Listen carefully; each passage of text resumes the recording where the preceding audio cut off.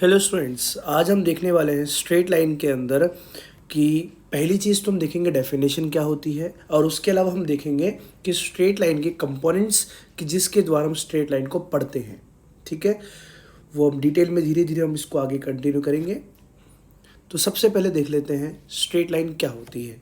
जैसे कि हम पढ़ चुके हैं लोकस, तो लोकस क्या होता है, एक पॉइंट जैसे जैसे मूव करेगा उस पाथ को क्या कहते हैं, हम लोकस कहते हैं। तो ऐसे ही स्ट्रेट लाइन भी क्या एक लोकस हुआ पॉइंट का। किस तरीके से मूव कर रहा है वो पॉइंट, कि इस तरीके से मूव कर रहा है कि इस पूरे लोकस पे, इस पूरे पाथ पे आप कोई भी दो पॉइंट उठा लो, उन दोनों की डायरेक्शन यूनिक डायरेक्शन देखने को मिलेगी। एक तरीके से हम ऐसा बोल सकते हैं। तो ये तो हो गई लोकस के बेस पे स्ट्रेट लाइन की डेफिनेशन, कि अगर हम किसी भी पाथ के अंदर कोई भी दो पॉइंट उठाते हैं और उन दोनों पॉइंट की जो डायरेक्शन है वो सेम देखने को मिलती है, तो क्या कहलाता है, ये स्ट्रेट लाइन कहलाता है। मेनली हमें ये देखना है कि स्ट्रेट लाइन को जो हम पढ़ेंगे तो किस किस तरीके से स्ट्रेट लाइन को हम देख सकते हैं, कि क्या क्या चीज़ों की ज़रूरत पड़ती है हमें स्ट्रेट लाइन को समझने के लिए। तो उसमें पहली चीज़ आती है इंक्लिनेशन ऑफ ए लाइन। तो इंक्लिनेशन क्या होता है, तो इंक्लिनेशन जैसे हमारे पास एक्स एक्सिस के साथ लाइन जो भी एंगल बनाती है, ठीक है, एक्स एक्सिस के साथ लाइन जो भी ये एंगल बनाएगी ना पॉजिटिव एक्स एक्सिस की तरफ से, ये एंगल क्या कहलाता है, थीटा। और इस थीटा को ही हम क्या कहते हैं, इंक्लिनेशन। ठीक है, तो पॉजिटिव एक्स एक्सिस की तरफ से लाइन ने जो भी एंगल बनाया, ये एंगल क्या कहला गया आपके पास, इंक्लिनेशन। अब देखिए बात आती है कि जब तक लाइन आपके पास ऐसी थी बिल्कुल इस तरीके से, तो एंगल कितना हुआ 0। फिर लाइन अगर ऐसे आ गई तो एंगल कितना हुआ 90। फिर लाइन आपके पास इस तरीके से आ गई, कुछ लेट से एंगल 150। एक लास्ट एंगल अगर मैं मानूँ कि लाइन कुछ इस तरीके से आ गई, लेट से 175। और बिल्कुल कुछ इस तरीके की लाइन अगर ऐसी हुई, लेट से ये एंगल हो गया 179 डिग्री। अब अगर मैं आपको लाइन 1 डिग्री और रोटेट करता हूँ तो लाइन आपको ऐसी दिखाई देगी, ये वाली। तो आप बताइए ये एंगल कितना हुआ, ये एंगल हुआ 180 डिग्री, नहीं ये 0 ही कहलाएगा। देख लो आप कैसे पता चल रहा है, यहाँ पर 0 डिग्री और 180 डिग्री सेम होगा। और उसके बाद अगर मैं 1 डिग्री और घुमा देता हूँ, लेट से 181 हुआ, ये घूम के कितना हुआ 181। तो 181 जो है वो एक्चुअली में 1 डिग्री जैसे ही दिखाई देगा। ठीक है, तो इस वजह से लाइन के अंदर क्या कहेंगे हम, जो ये थीटा है वो कहाँ से कहाँ वेरी कर सकता है, 0 से 180 वेरी कर सकता है। 0 पे क्लोज और 180 डिग्री पर ओपन कहलाएगा। क्यों, क्योंकि जैसे ही 180 पर हम पहुँचते हैं वो हमें 0 जैसा दिखाई देता है, और उसके बाद वापस चलेंगे तो हमें वापस ऐसा लगेगा कि ये 185 नहीं है, ये 5 डिग्री इधर से है, ये 185 डिग्री दिखेगा। वो हमें एक्चुअल में अगर हम ये बोलें कि आपके पास 220 डिग्री का एंगल है, मतलब ये 40 है, तो हमें वो नहीं दिखेगा, हमें ये दिखेगा कि लाइन कितने एंगल बना रखी है, लाइन ने इधर से 40 डिग्री बना रखा है। ठीक है, तो इसीलिए जो थीटा होता है वो 0 से 180 और 180 पर ओपन रखते हैं। तो यहाँ तक इंक्लिनेशन क्लियर हो गया है। ठीक है, फिर अब आगे बात करते हैं स्लोप। स्लोप का दूसरा नाम भी होता है ग्रेडियंट, भी उसको कहा जाता है। ठीक है, अब यहाँ पर जैसे कि जस्ट अभी हमने देखा कि कोई भी लाइन ने एक्स एक्सिस के साथ जो भी एंगल बनाया, इसको हमने थीटा बोल दिया, तो उसी थीटा के कॉरस्पॉन्डिंग एम बोल लो या टेन थीटा बोल लो, ये क्या कहलाते हैं, ये कहलाते हैं इसके स्लोप और ग्रेडियंट। अब इसका अगर फॉर्मूले की बात करें तो लेट्स से इस लाइन के ऊपर दो पॉइंट है, x1, y1, और दूसरा पॉइंट है x2, y2। ठीक है, तो अगर हम ये वाली हाइट की बात करें तो ये वाली हाइट कितनी आएगी, ये y2 माइनस y1 बचेगी, और ये वाला कितना बचेगा, x2 माइनस x1। तो अगर बेटा ये अगर थीटा है तो ये वाला एंगल भी थीटा ही होना पड़ेगा। तो टेन थीटा आप कहीं से भी निकाल लो, सेम आएगा। तो टेन थीटा हम यहाँ से बोल सकते हैं कितना, perpendicular upon base, that is y2 minus y1 upon x2 minus x1। तो इसको आप टेन थीटा बोल लें, या इसको स्लोप बोल लें, या इसको m बोल लें, या इसको ग्रेडियंट बोल लें। तो ये चारों चीज़ें एक ही बात है। ठीक है, अब इसमें जैसे अगर हम देखते हैं दो special cases, let's say line जो है वो बिल्कुल पैरेलल टू एक्स एक्सिस आ गई। ठीक है, आपके पास बिल्कुल अगर पैरेलल टू एक्स एक्सिस आ गई तो देखिए यहाँ पर एक्चुअली में ये थीटा कितना था, हॉरिजॉन्टल लाइन से एंगल बन रहा था। अगर लाइन बिल्कुल ही पैरेलल हो जाएगी तो क्या बन जाएगा, थीटा। तो अगर हम बोले थीटा इज इक्वल टू 0 है तो क्या कहोगे आप, line parallel to x axis, ठीक है। और अगर थीटा को जीरो कर दोगे तो टेन थीटा जीरो हो जाएगा, और टेन थीटा जीरो हो जाएगा तो स्लोप आप क्या कहोगे, slope will be equal to zero. तो ये तो पहला केस देख लिया।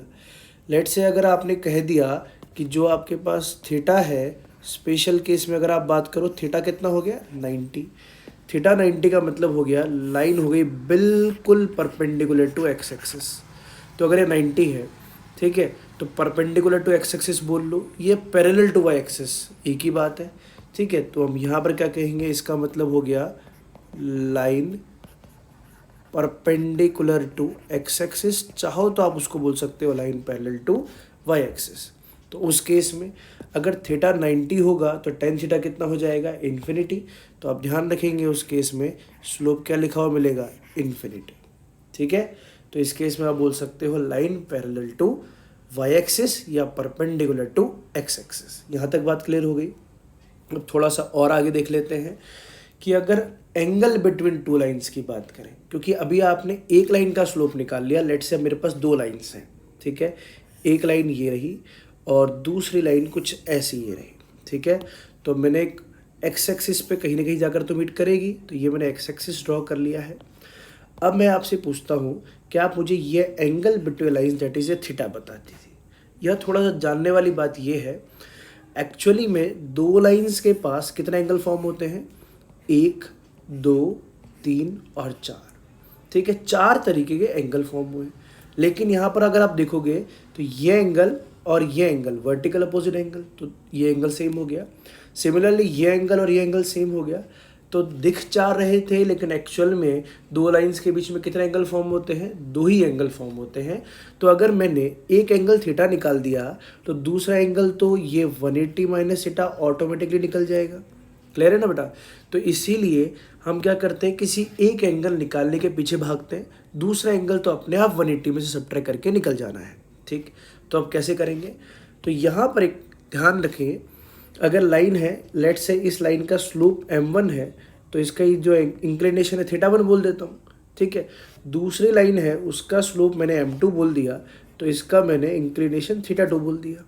अगर बेटा ये वाला एंगल थीटा है तो वर्टिकल अपोजिट से ये वाला एंगल भी थीटा आएगा, तो इसको भी मैंने थीटा बोल दिया।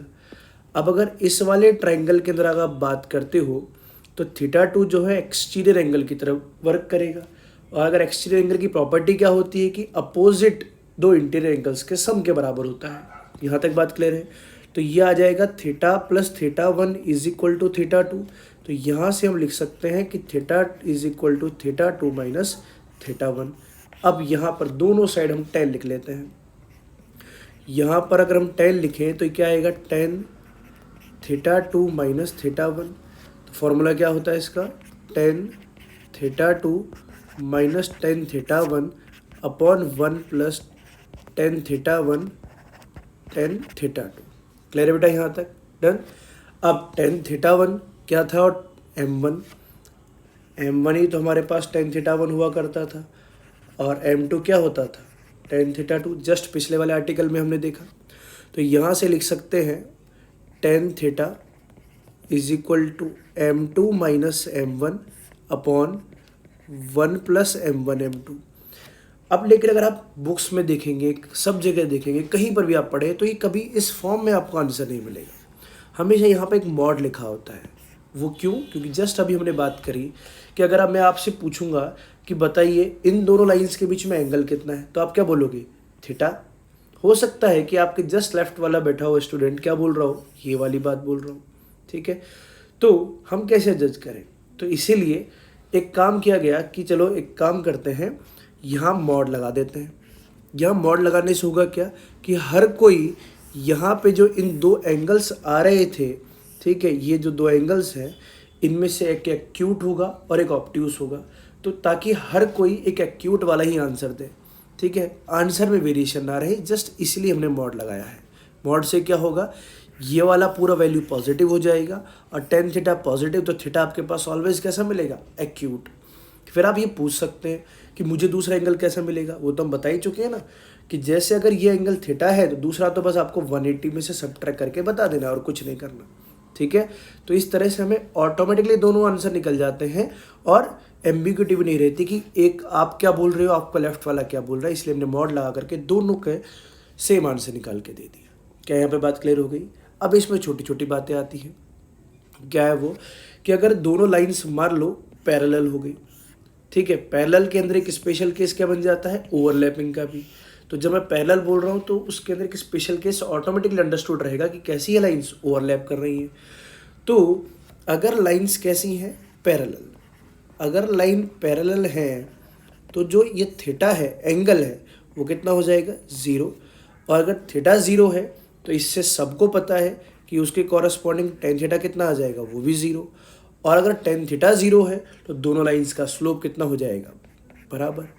तो m1 is equal to m2 ये चीज़ निकल करके आ जाएगी अगर लाइन पैरेलल है। तो उल्टा भी बोल सकते हैं कि किसी भी दो लाइंस का अगर स्लोप अगर हमने बराबर प्रूव कर दिया तो वो दो लाइंस क्या कैसे लाएंगी, पैरेलल कहलाएंगी। स्पेशल केस एक और आता है कि मान लो अगर आपने कह दिया लाइंस कैसी हैं, परपेंडिकुलर। तो परपेंडिकुलर के लिए कैसे कहोगे कि थीटा तो आपके पास पता है कि 90 हो गया, ये लो थीटा 90।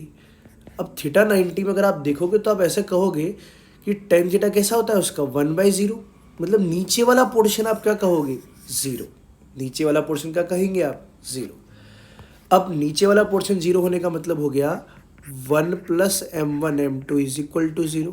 तो यहाँ से क्या निकल के आती है वैल्यू, यहाँ से वैल्यू निकल के आती है कि m1 m2 किसके बराबर आ जाएगा, -1 के बराबर। क्या ये बात क्लियर होती है? बट यहाँ पर इसके साथ में एक चीज़ और ध्यान रखिएगा। क्या है वो ध्यान रखने वाली बात कि अगर m1 m2 is equal to -1 है तो आप क्या कहेंगे लाइंस को, परपेंडिकुलर। लेकिन मैं आपसे एक सवाल पूछता हूँ कि अगर लाइंस परपेंडिकुलर है तो आप क्या बोलेंगे, क्या m1 m2 -1 होगा? सवाल ये है बेटा, क्वेश्चन है इफ लाइंस आर परपेंडिकुलर। अगर लाइंस परपेंडिकुलर है तो क्या आप सिर्फ और सिर्फ इतना सा बोलेंगे क्या कि m1 m2 is equal to -1? अगर आप ये बोलते हैं तो सही है, लेकिन पूरी तरीके से सही नहीं है, क्योंकि क्या चेंजेस आते हैं। तो ये आपका बोलना सही है कि जब m1 m2 -1 रहेगा तो यहाँ पर एंगल आपके पास क्या आ जाएगा, 90 आ जाएगा। बट इसके अलावा एक केस और आता है कि मान लो एक line parallel to x axis है और एक line parallel to y axis है, तो इस वाली लाइन का स्लोप तो कितना आएगा, 0, और इस वाली लाइन का स्लोप कितना होगा, इन्फिनिटी। तो ये लाइन भी तो एक दूसरे के परपेंडिकुलर हैं। तो यस, तो ऐसा भी संभव है कि एक लाइन का स्लोप 0 हो जाए और दूसरी वाली लाइन का स्लोप कितना हो जाए, इन्फिनिटी। ठीक है, तो ये दो पॉसिबिलिटीज़ हैं जब आपको लाइन्स परपेंडिकुलर वर्ड यूज़ किया गया हो। हाँ, उल्टा अगर बात करते हो कि m1 m2 अगर -1 है तो आप कन्फर्म है परपेंडिकुलर है, लेकिन परपेंडिकुलर है तो अभी दो चीज़ें अपने दिमाग में हमेशा सोचेंगे। ठीक है, इसको हम आगे देखेंगे जब इस पर सवाल करेंगे नेक्स्ट सीरीज़ में। ठीक है, अभी तो ये चीज़ ध्यान रखें अपन। नेक्स्ट बात करते हैं हम कि इंटरसेप्ट ऑफ ए लाइन क्या होता है। लाइन का इंटरसेप्ट का मतलब होता है, देखिए इस चैप्टर के बाद चैप्टर्स आएंगे सर्कल, एलिप्स, पैराबोला, हाइपरबोला, वहाँ इंटरसेप्ट थोड़ा सा मीनिंग चेंज हो जाता है। ठीक है, वो भी बात करेंगे। इंटरसेप्ट क्या होता है कि length of origin to the point at which the line cuts a given axis. Given axis का मतलब ये आपके पास वाई एक्सिस है, ये आपके पास एक्स एक्सिस है। अब हमने क्या किया, कोई भी लाइन आई, ये रे लाइन, इस लाइन ने एक्स एक्सिस को कितनी दूरी पर जाके कट करा। ठीक है, लेट से आप कह देंगे ए डिस्टेंस पे जाके कट करा, और इसने कितनी दूरी पे जाके कट करा, बी डिस्टेंस पर।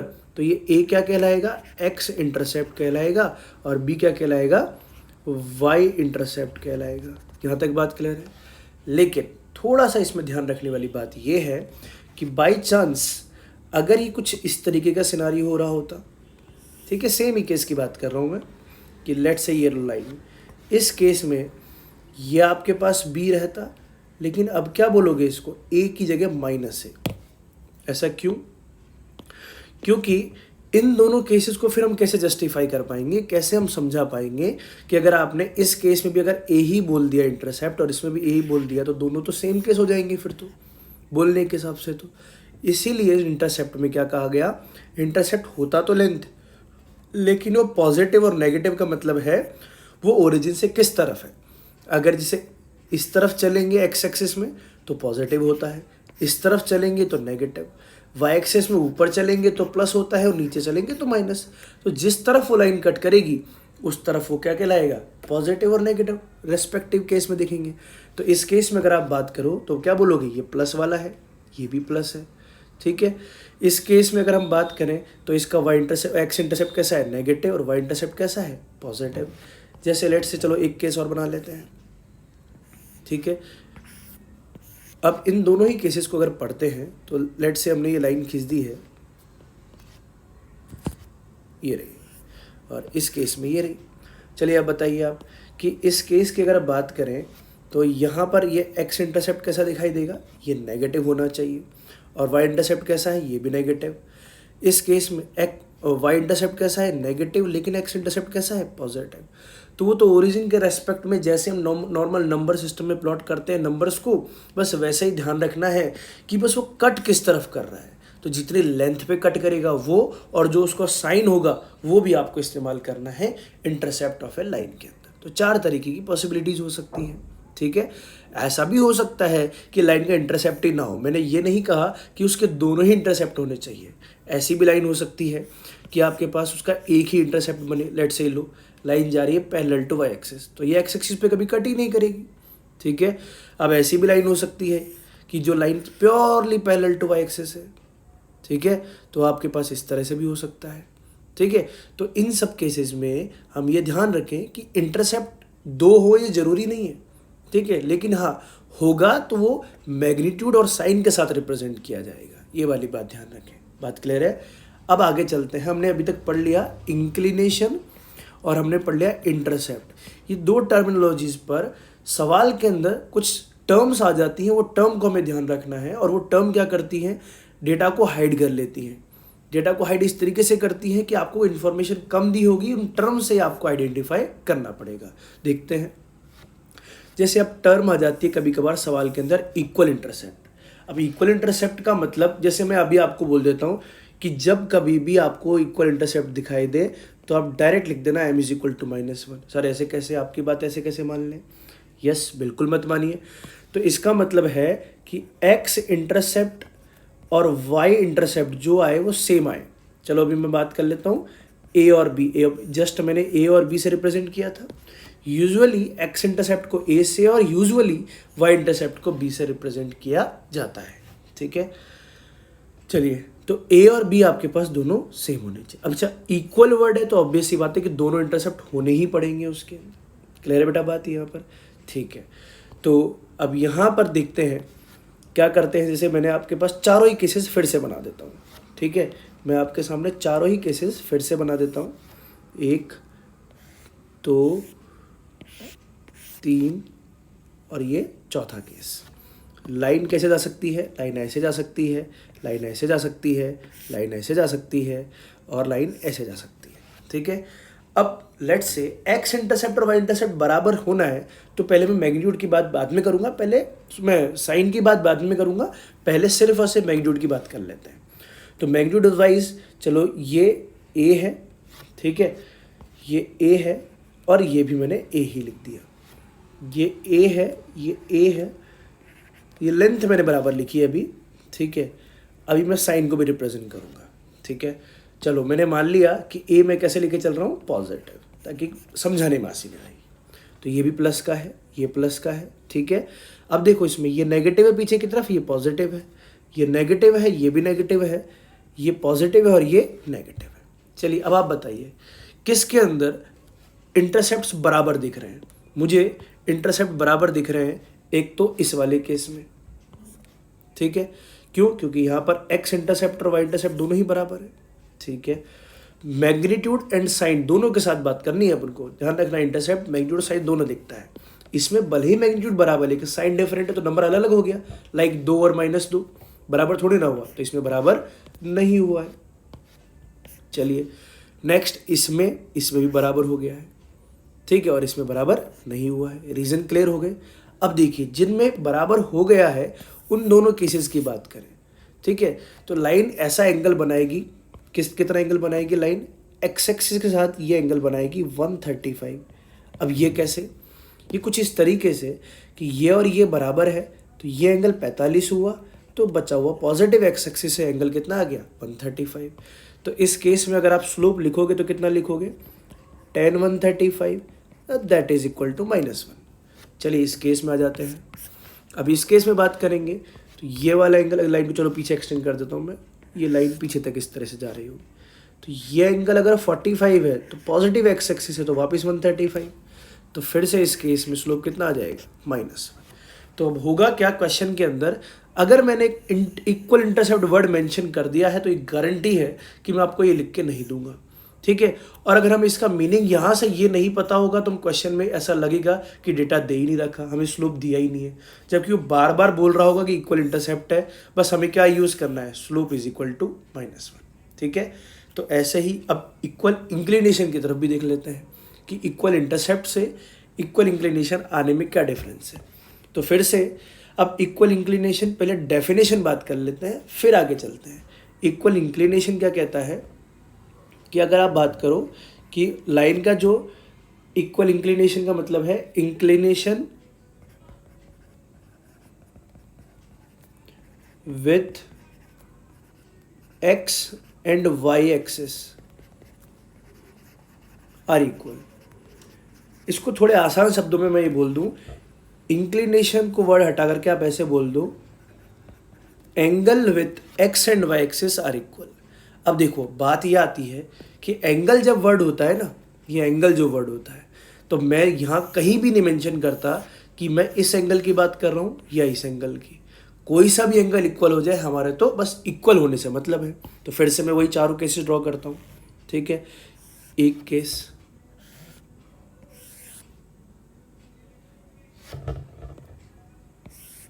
दूसरा केस, तीसरा केस